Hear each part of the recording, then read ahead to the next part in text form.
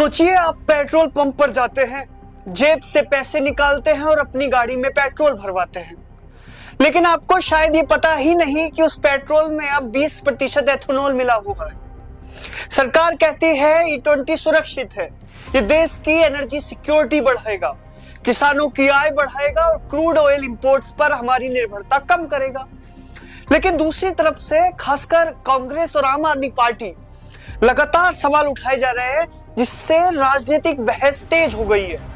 कांग्रेस का कहना है कि सरकार ने E20 को जल्दबाजी में लागू कर दिया और आम लोगों को इसके माइलेज पर असर और गाड़ियों की अनुकूलता के बारे में पूरी तरह साफ साफ जानकारी नहीं दी। आम आदमी पार्टी के नेताओं ने भी आरोप लगाया है कि जनता को एक्सपेरिमेंट का हिस्सा बना दिया गया है, जबकि फ्यूल क्वालिटी और कंज्यूमर इंपैक्ट पर पर्याप्त पब्लिक डेटा सामने नहीं रखा गया है।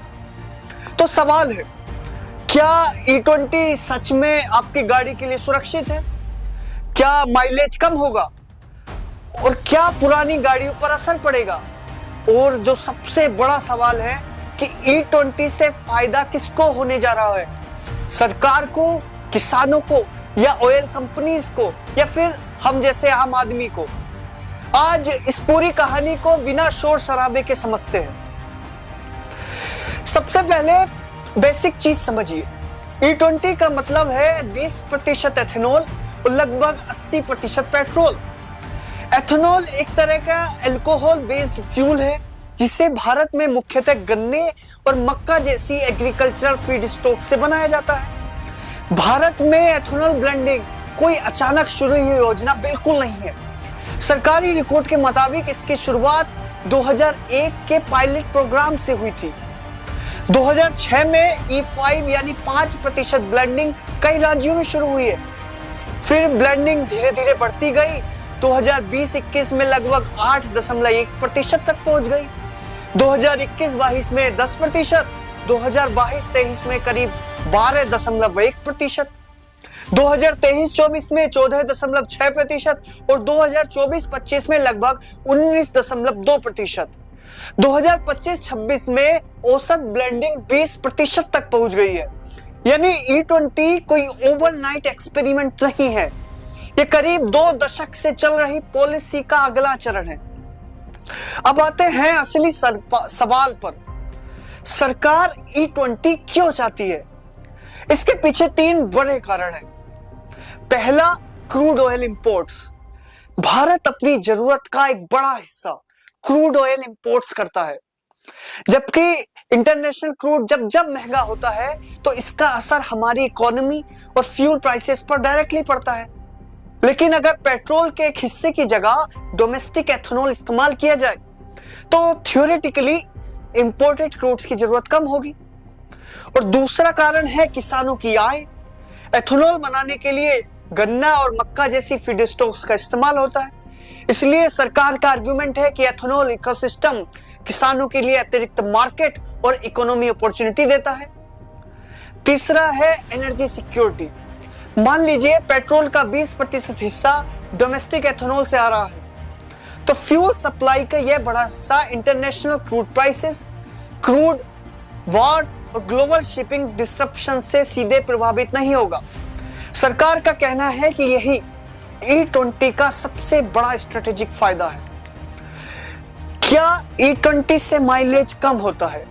यह सवाल E20 डिबेट का सबसे बड़ा सवाल है। सोशल मीडिया पर आपको कई क्लेम्स देखने को मिली होगी कि E20 से माइलेज 20 से 30% कम हो गया, लेकिन इसको थोड़ी सावधानी से समझना जरूरी है। एथेनॉल की एनर्जी डेंसिटी पेट्रोल से कम होती है, इसलिए समान डिस्टेंस तय करने के लिए थ्योरेटिकली अधिक फ्यूल कंजप्शन हो सकता है। सरकार के अपने डॉक्यूमेंट्स भी मानते हैं कि व्हीकल एफिशिएंसी पर असर व्हीकल कैलिब्रेशन और परिस्थितियों के हिसाब से हो सकता है। हालांकि सरकार यह भी कहती है कि रियल वर्ल्ड माइलेज सिर्फ फ्यूल पर निर्भर नहीं रहता, यह जैसे अन्य कारण जैसे driving style, traffic, tyre pressure, AC, vehicle maintenance और व्हीकल की कंडीशन पर, इन सब पर ये जो सब है असर पड़ता है। सरकार ने हाल ही में इस बात को फिर और जोड़ दिया है, इसलिए कहना कि E20 मामले डालते ही हर गाड़ी का माइलेज 20 से 30% गिर जाएगा, एक बहुत बड़ा जनरलाइजेशन होगा। अब आते हैं सबसे सेंसिटिव मुद्दे पर। अगर आपकी गाड़ी पुरानी है तो क्या E20 इंजन खराब कर सकता है? यहां व्हीकल कंपैटिबिलिटी बहुत महत्वपूर्ण है। नई E20 कंपैटिबल व्हीकल्स को E20 फ्यूल के हिसाब से टेस्ट और कैलिब्रेट किया जाता है। ARAI ने जुलाई 2026 में कहा कि E20 कंपैटिबल व्हीकल्स को एक्सटेंसिव वैलिडेशन प्रोसीजर से गुजरना पड़ता है और 40,000 से 60,000 किलोमीटर तक टेस्टिंग के दौरान फ्यूल एफिशिएंसी और ड्यूरेबिलिटी को इवैल्यूएट किया गया था। सरकार भी कहती है कि E20 के इस्तेमाल से वाइड स्प्रेड इंजन फेलियर का वेरीफाइड एविडेंस सामने नहीं आया है। लेकिन यहाँ एक बात याद रखिए, हर गाड़ी एक जैसी नहीं होती। इंजन डिजाइन अलग होता है, मैन्युफैक्चरिंग ईयर अलग, फ्यूल सिस्टम अलग, मेंटेनेंस हिस्ट्री भी अलग। इसलिए अपने स्पेसिफिक व्हीकल्स के ओनर्स मैनुअल और मैन्युफैक्चरिंग रिकमेंडेशन को देखना ज्यादा समझदारी है। अब आते हैं उस खबर पर जिसने E20 डिबेट को फिर से गर्म कर दिया है।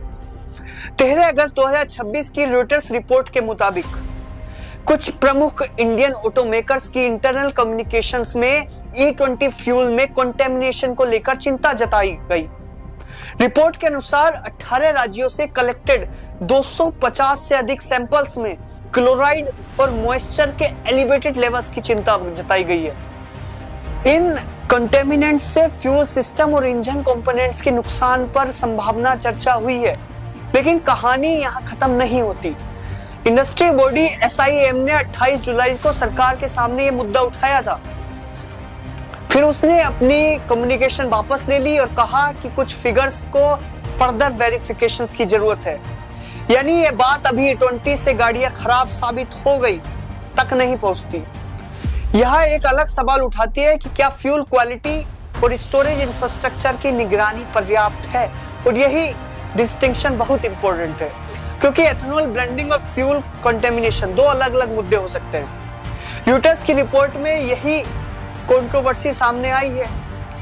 सरकार का पक्ष भी साफ है। सरकार कहती है कि E20 साइंटिफिकली वैलिडेटेड है, एथेनॉल और ब्लेंडेड पेट्रोल के लिए प्रेस्क्राइब क्वालिटी स्टैंडर्ड्स है। सरकार ने यह भी कहा कि फ्यूल क्वालिटी को सप्लाई चेन के अलग अलग स्टेजेस पर मॉनिटर किया जाता है। और जुलाई में जारी ऑफिशियल क्लैरिफिकेशन से सरकार ने कहा कि E20 नेशन वाइड लेवल पर लागू किया जा चुका है और इसके खिलाफ वाइड स्प्रेड व्हीकल फेलियर्स का वेरीफाइड एविडेंस नहीं आया है। सरकार का दूसरा बड़ा आर्गुमेंट है एनर्जी सिक्योरिटी।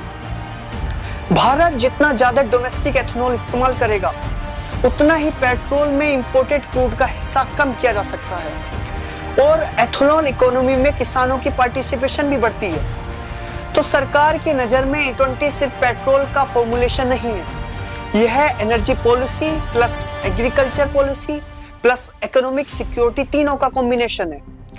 अब जरा कंज्यूमर की तरफ से सोचिए।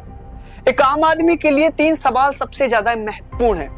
पहला, क्या मेरी गाड़ी E20 कंपैटिबल है? दूसरा, अगर माइलेज कम होता है तो क्या फ्यूल की इफेक्टिव कॉस्ट बढ़ती है? तीसरा, अगर E20 मैंडेटरी है तो क्या कंज्यूमर को अल्टरनेटिव फ्यूल चॉइस मिलनी चाहिए? यानी पॉलिसी का सक्सेस सिर्फ इस बात से नहीं मापा जाना चाहिए कि एथेनॉल कितना ब्लेंड हुआ, बल्कि यह भी देखना होगा कि कंज्यूमर को लॉन्ग टर्म में क्या मिला। तो आखिर E20 का फायदा किसको है? ये किसानों को है।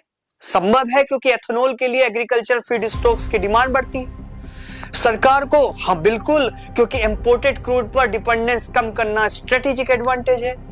और देश को, अगर इंपोर्ट्स और फॉरेन एक्सचेंज एक्सपोजर घटता है तो डेफिनेटली देश को फायदा हो सकता है। और एनवायरमेंट्स को, यह भी पॉलिसी का एक स्टेटेड ऑब्जेक्टिव है। हालांकि actual environment benefits feedback procedure process और लाइफ स्केल इमिशन पर निर्भर करेगा। और कंज्यूमर, ये सबसे बड़ा कॉम्प्लिकेटेड आंसर है। कंज्यूमर को बेनिफिट तभी मीनिंगफुल लगेगा जब फ्यूल क्वालिटी कंसिस्टेंट हो, व्हीकल कंपैटिबिलिटी क्लियर हो, माइलेज इंपैक्ट रीजनेबल हो और पेट्रोल की इफेक्टिव रनिंग कॉस्ट कॉम्पिटिटिव हो। यानी E20 की असली परीक्षा पेट्रोल पंप पर नहीं, आपकी गाड़ी के अगले कई सालों के रनिंग